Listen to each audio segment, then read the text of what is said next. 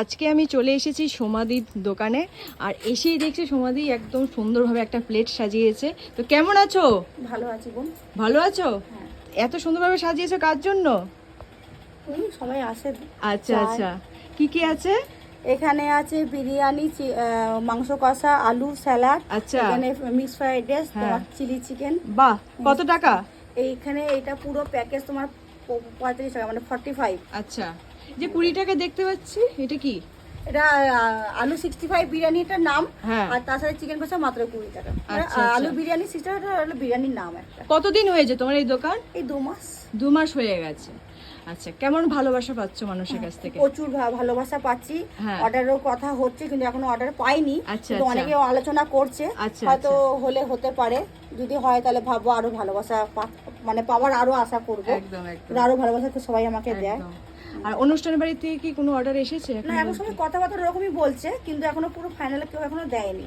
আচ্ছা, তো বাড়িতে নিয়ে যাওয়ার কোনো ব্যবস্থা হ্যাঁ, করেছো? ব্যবস্থা আছে।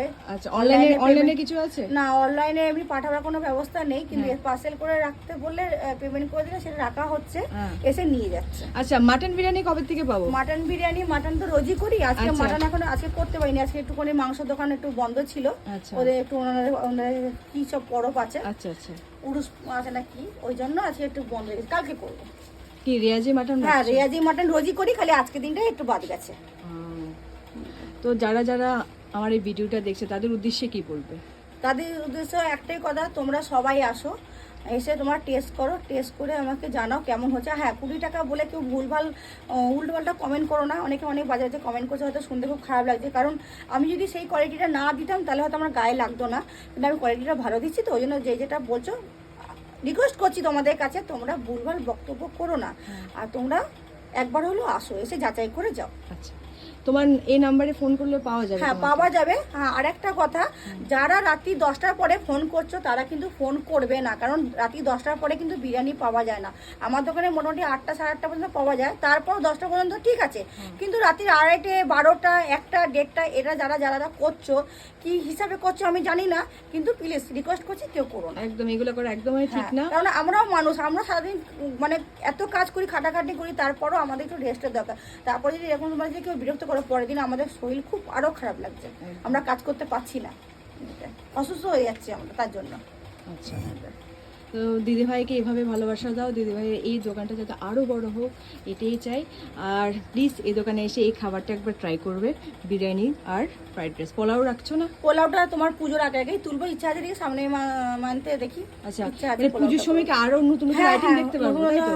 অনেক আইটেম ইচ্ছা আছে করব, কারণ এখন তো একাই সবকিছু করছি, বাজার, দোকান, হাট, তারপর মিড ডে মিলের রান্নার কাজ, বুঝতেই পারছো। মিড ডে মিলে তোমার 360টা প্রায় বাচ্চা, তাদের রান্না করে খাইয়ে গুছিয়ে আস্তে আস্তে আমার 11টা বাজছে, সেই জন্য হয়তো আমি সেইটা করতে পারছি না। হয়তো একটা কোনো মহিলা বা কাউকে যদি রাখি তাহলে সেই পর্যায়ে সেইটা করতে পারবো। আচ্ছা, যে হঠাৎ করে এই খাবারের বিজনেস কেন মাথায় আসলো? অন্য কিছু তো করা যেত। একটাই কারণ, অন্য কারোর থেকে না না না না, কারো কাছ থেকে করিনি, এটা বলা ভুল।